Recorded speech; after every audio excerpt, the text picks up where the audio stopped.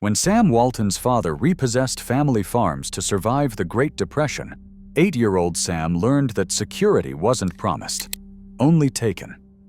Labeled the worst trainee at JCPenney, he scraped by on $75 a month, struggling through 84-hour weeks. Yet from selling magazines door to door to earning $20,000 from his future father-in-law, he turned humiliation into ruthless ambition. How did a boy haunted by poverty and rejection build the world's most powerful and controversial retail empire? The answer begins where no one thought greatness could survive. Sam Walton was born in 1918 in Kingfisher, Oklahoma, at a time when survival meant constant motion and sacrifice. His father, Thomas Walton, worked as a loan appraiser, traveling from farm to farm with a heavy ledger and a heavier heart. During the worst years of the Great Depression, young Sam sometimes rode along as his father delivered foreclosure notices to neighbors and friends. The sight of families loading their lives onto wagons, leaving behind land they had worked for generations, left a mark that never faded. Life for the Waltons was a string of rented houses and new towns, each move a reminder that nothing was guaranteed. Food on the table depended on everyone pitching in. At age 8, Sam started selling magazine subscriptions door to door, learning quickly that a polite smile and persistence could turn a nickel into a meal. By high school, he had built a newspaper delivery business so successful he hired other boys to cover more routes, pulling in $4,000 a year, a staggering sum for a teenager in the 1930s. But behind the hustle was a constant anxiety. Sam watched his father's work up close, absorbing the lesson that financial stability was never a given. It was something you had to fight for every day. The family's fortunes could turn on a single bad season or a missed payment. Sam's mother, Nancy, insisted on thrift and hard work, values that became household law. Sam milked cows before sunrise, stacked wood, and split profits with his brother Bud. He learned to stretch every penny, to fix what was broken instead of buying new, and to treat every opportunity as if it might be his last. These early years forged a worldview where waste was unforgivable and where losing control over money and property was the ultimate failure. That fear, and the drive to outrun it, would shape every decision Sam Walton made for the rest of his life. Sam Walton arrived at the JCPenney store in Des Moines in 1940, eager for a future in business. The reality was harsh. He earned $75 a month, working 84-hour weeks under fluorescent lights and the constant watch of supervisors. His ledgers were always off. Receipts never quite matched the cash drawer.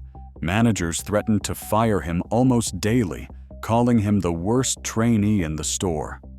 Walton's easygoing charm with customers could not mask a disorganized desk or a tendency to cut corners on paperwork.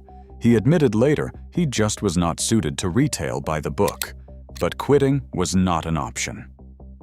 He needed every dollar to pay for college and help his family. He waited tables for meals, joined ROTC for tuition, and scraped by on whatever he could earn.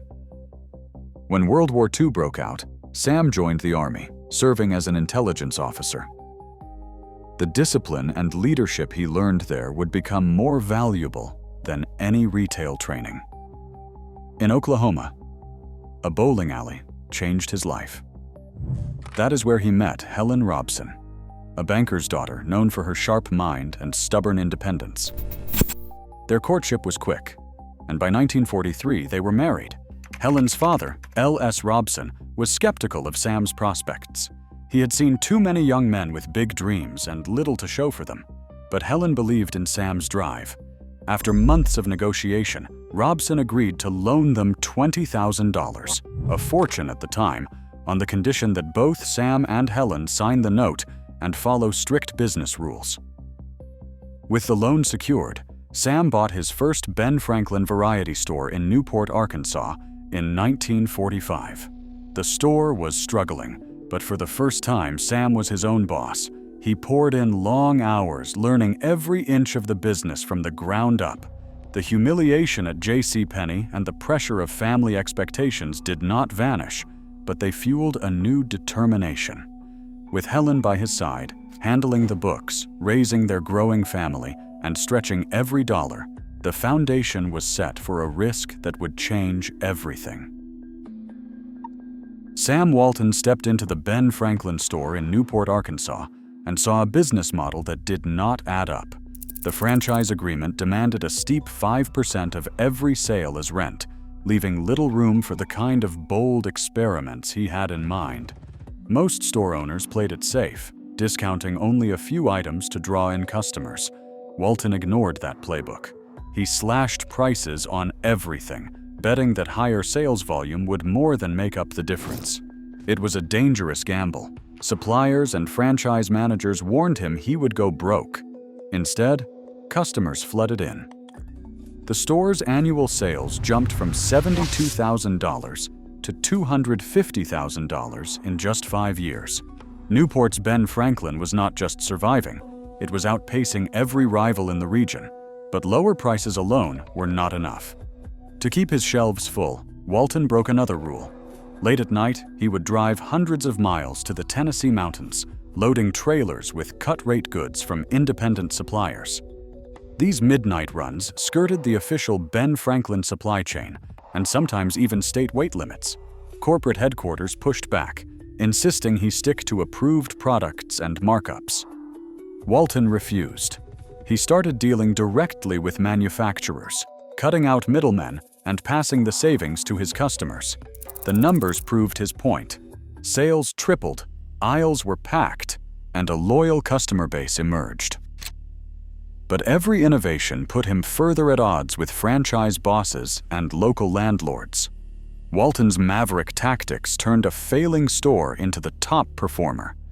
But they also set him on a collision course with the system he had outgrown. In 1950, Sam Walton walked into his Newport store and learned the lease would not be renewed. The landlord, seeing the business thrive, planned to hand the store to his own son. 5 years of sweat, innovation, and risk vanished overnight. Sam, Helen, and their young children packed up and left town with little more than their reputation and a lesson that would shape every move from then on. Never let anyone else hold the keys to your future. The setback stung, but it forced a new kind of thinking. When the family settled in Bentonville, Arkansas, Sam refused to repeat his mistake. He secured a 99-year lease for his next store, locking in control for generations. The memory of being forced out never faded. Helen's steady hand on the books and her insistence on small-town life kept the family grounded, even as Sam plotted his comeback. Determined to draw customers, Sam bought the struggling local newspaper. He filled its pages with ads for his store, ensuring that every household in town knew about his low prices and new ideas. Advertising became a weapon, and the store's opening day brought crowds from miles around. Sam's curiosity drove him on long road trips across the Midwest. He visited other retailers, taking notes on every detail. He studied the new self-service models, where shoppers picked their own goods from shelves and checked out at the register. A radical idea for small-town Arkansas. Adopting this approach, Sam cut costs and gave customers more freedom. The pain of betrayal became the seed for a system built on security, relentless learning, and the refusal to ever be caught off guard again. Walmart's first stores opened their doors in places most retailers ignored. Tiny towns with fewer than 5,000 people, scattered across rural Arkansas and the South. While competitors chased city traffic, Sam Walton saw an untapped market hiding in plain sight. In these overlooked communities, advertising costs were a fraction of what they were in big cities. Word of mouth traveled fast. A single newspaper ad, or even a hand-painted sign on Main Street, could bring in crowds from miles away.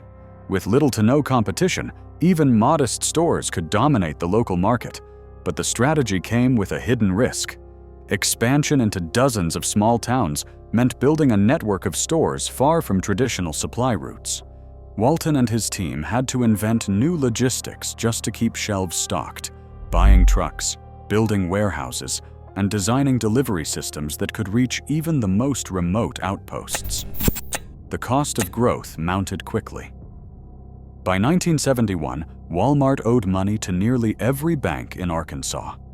The company was borrowing from one lender to pay off another, walking a financial tightrope with no room for error. Desperation forced a decision Sam had long resisted. In 1972, Walmart went public on the New York Stock Exchange. The move traded some control for a vital cash infusion, raising the funds needed to keep expanding. With fresh capital, Walmart could open new stores at a pace no rival could match, setting the stage for an aggressive rollout that would soon change the face of American retail. Walmart's arrival in small towns was a shockwave. Local hardware stores, grocers, and family-run shops had survived for decades on thin margins and loyal customers. When a Walmart opened its doors, those rules no longer applied. Sam Walton's team priced everyday staples so low that rivals could not match them, even if they sold at cost. The secret was not just lower prices, it was scale. With hundreds of stores buying in bulk, Walmart negotiated deals manufacturers would not dream of offering a single shop.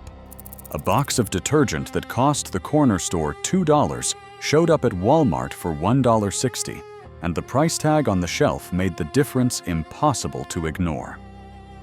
Sam did not hide his intent.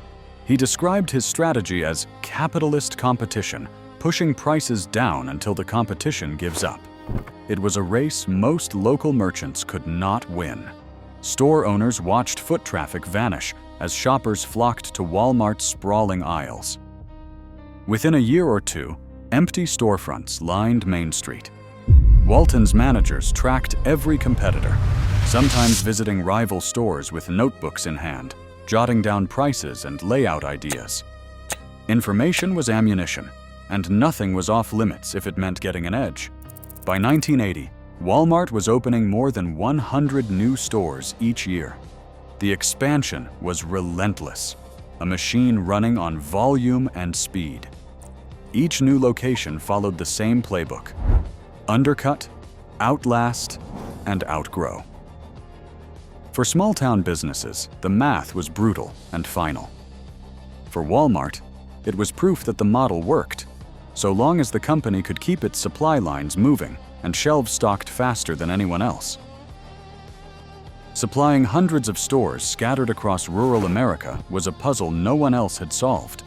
Sam Walton saw that if Walmart relied on traditional wholesalers, prices would creep up and shelves would go empty.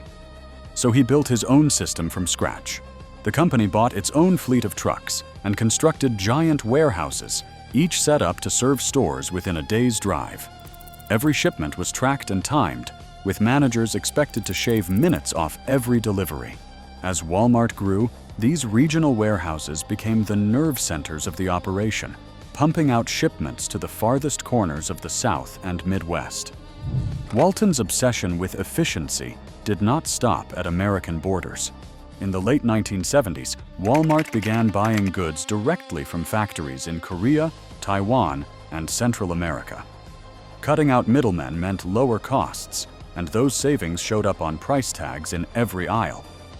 By the early 1980s, Walmart's supply chain reached around the globe, long before most competitors even considered international sourcing. The push for scale brought a new experiment: Sam's Club. Launched in 1983, this wholesale warehouse model let Walmart buy in even bigger volumes and sell to small businesses as well as families. The same logistics backbone, trucks, warehouses, direct imports, powered both Walmart and Sam's Club, letting the company squeeze out every possible cost. But relentless expansion created its own strain. By 1990, some stores found themselves waiting for shipments that never arrived. Warehouses struggled to keep up, and the once smooth machine began to sputter. The system that had fueled Walmart's rise was now stretched to its limit, exposing the hidden costs of building an empire on speed and scale. Walmart's promise of everyday low prices came at a cost few shoppers ever saw.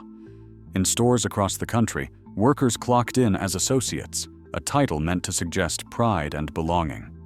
But behind the name, pay hovered near minimum wage. Managers, pressured to keep labor costs low, learned to shave minutes off time cards and erase overtime from payroll records.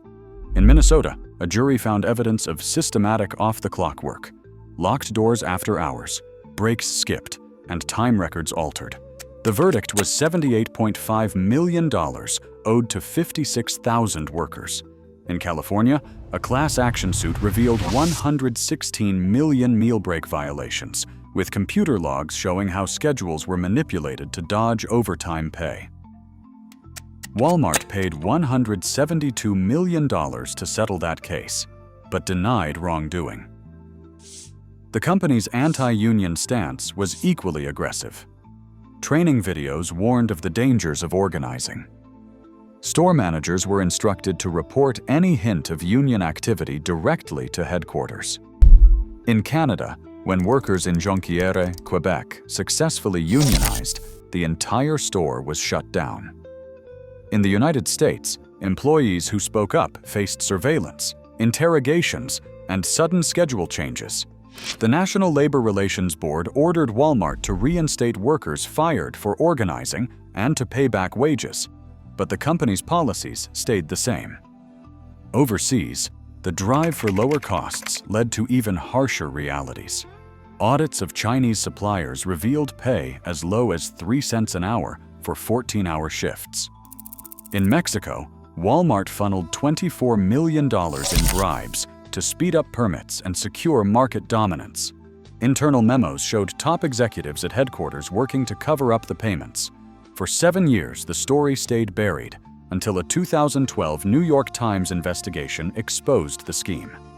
Despite the evidence, Walmart faced little legal consequence, relying on expensive legal teams and settlements to avoid prosecution. The relentless push for savings and control left workers with few choices and little recourse. The empire Sam Walton built delivered bargains to millions, but the human and legal fallout became impossible to ignore. Today, 1 in every 150 American workers earns a paycheck from Walmart.